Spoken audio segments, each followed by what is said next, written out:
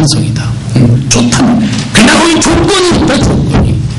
민주당은 친북좌파하고 손을 끊어야 된다. 왜 비주장 안 하느냐. 제가 이게 광주의 목사님들한테 하고 싶은 얘기입니다. 이 시간이 저한테 한 20분쯤 남아있습니까? 어떻습니까? 괜찮습니까? 계속 해도 됩니까? 배고프면 조금만 참아주시면 이제 터지고 싶으면 하우스 이제 나좀 하고. 지금 이명박 대통령이 당선되고 나서 그때 나라가 친북 좌파를 정리할 수 있는 그런 타이밍이 있었습니다. 그때 이 좌파들이 말이죠, 완전히 정신적으로 공황 상태에 빠졌습니다.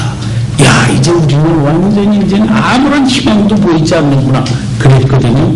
그럼 왜 이렇게 됐냐? 이게 우리가 친북 좌파하고 손을 잡고 있어서 그랬다. 이렇게 반성을 한 거죠.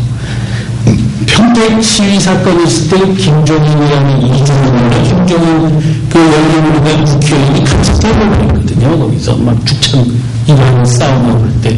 그걸 보고서 완전히, 이야, 열린우리당은 이거 완전히 친북 좌파로구나. 국민들은 이렇게 딱 각인이 된 거죠. 그러니까 이제 절대로. 그래서 그다음부터 그 안에서 변화가 시작이 돼. 우선 첫 번째 변화가 뭐냐면 민주당에서 손학규 씨가 대표가 된 거죠. 손학규 씨는 온건한 사람이거든요. 온건한 사람이 한나라당도 했죠. 그런데 그 사람이 저 대표가 된 것도 민주당 내 지지 기반이 없음에도 불구하고 대표가 된 이유가 왜 그러냐. 민주당 국회의원들이 우리도 온건하게 가야 된다. 그렇게 생각한 겁니다. 그리고 좌파도 정리해야 된다. 그런 생각을 한 겁니다. 그래서 그다음부터 노무현 세력이 민주당 안에서 찬밥을 먹기 시작한 겁니다. 그런가 하면 있습니다. 괜찮습니다. 네. 그런가 하면 민주노동당 안에서 변화가 시작이 됐습니다. 거기서 심상정, 노회찬 이런 사람들이 민주노동당의 지도부인 강기가 천영세 이런 사람들을 향해서 공격을 시작했습니다. 당신네들은 왜 자꾸 김정일 따라가냐? 왜 당신네들은 김정일 지시대로 행동하냐? 종북주의자들이다. 민주노동당이 종북주의로 계속 김정일만 추정하면서 가능한 우리 당에는 미래가 없다. 이러고 나온 겁니다. 그래서 싸움이 시작됐죠. 그래가지고 심상정, 노회찬 이 사람들이 거기서 떨어져 나와가지고 진보신당을 만들었습니다. 그때 그 움직임만 계속 꾸준히 갔으면 우리나라 역사 속에서 이 친북 좌파 세력을 정리할 수 있는 기회가 올 수가 있었던 거죠. 근데 그 다음에 무슨 사건이 터졌냐. 내가 광우병 촛불 집회가 터졌습니다. 이 광우병 촛불 집회가 무슨 자연 발생적으로 애들이 무슨 촛불 들고 나와서 뭘 하고 이렇게 자연 발생적인 사건인 것처럼 막 좌파들이 선전을 할 때는 센 거짓말입니다. 그 문서들을 분석하면은 저 광우병 촛불 집회를 주도한 사람이 5명이 있습니다. 그 5명이 누구냐? 오정훈, 천영세, 강민아, 한상무, 박성훈 이런 사람. 이 사람들이 아주 정확하게 5년 전에 메가더동산 철거 사건을 주도한 바로 그 사람들입니다. 네. 다시 말하면은 광우병 촛불 집회는 친북 좌파가 자기네들이 그때 막 몰리고 있었는데 여기서 다시 우리가 다시 살아나야 되겠다 그래가지고 광우병 이슈를 딱 잡아가지고 그 다음에는 전교조가 자기 청소년들 중학생 고등학생들을 갖다가 전교조가 나오게 해가지고는 전부 촛불 들고 나오게 하고 전교조 교사들이 자기 마누라 애 데리고 유모차 끌고 나오게 만들고 그렇게 해가지고 만든 사건입니다. 거기다가 그냥 무슨 월드컵 부근한마 그런 분위기를 막 만드니까 또 월드컵 국민 부근한마 그 사람들이 또 신났다고 또 막 들어오고 이래가지고 아주 멋들어진 축제가 돼버린 거야. 그러면 큰일 난 거죠. 그런데 이 얘기는 그 다음에 시간이 지나면 지날수록 나중에는 보통 사람들은 안 두고 요 좌파 세력만 딱 남아서 근데 이 사람들이 폭력을 휘두르니까 그러니까 거기서 끝난 거죠. 저는 그때도 참 고민이 되더라고요. 근데 아무도 이 촛불 세력이 워낙 커지니까 전부 전쟁군도 있는 거야. 하나못해 그냥 카톨릭의 박홍신들도 거기 가서 끼고 막 그런 식으로 막 그래서 그 다음에 저는 그때 조선족 동포들을 위해서 단식을 할 때였거든요. 단식 25일째를 해서 제가 이제 다시 또 이겨가지고 그래서 이제 단식을 딱 끊고 우리 동포들 추방당하는 거를 막고 그리고 제가 그 다음 날부터 청계광장으로 나갔습니다. 나가가지고 이 광우병 촛불 집회 반대 1인 시위를 제가 시작을 했습니다.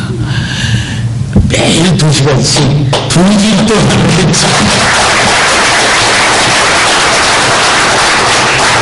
제가 1인 시위를 하니까 우리 서울 조선족교회 우리 조선족 동포들이 매일 30명씩 나와가지고 저를 둘러싸는 거예요. 다른 사람들은 또 보호하려고.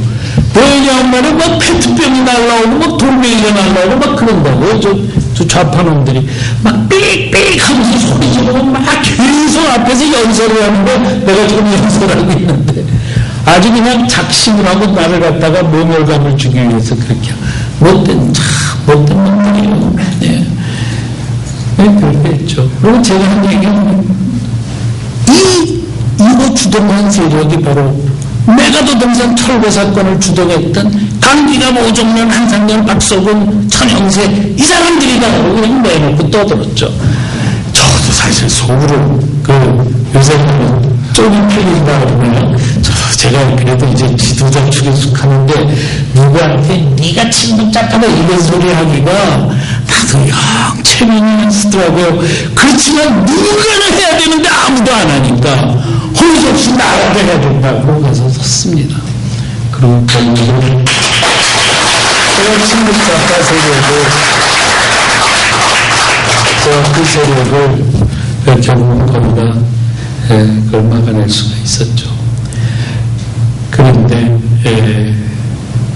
그 바람에 그 광우병 촛불 집회 때문에 그동안 친북좌파하고 이거 안 된다 그랬던 사람들이 거기 가서 다 붙어버렸습니다.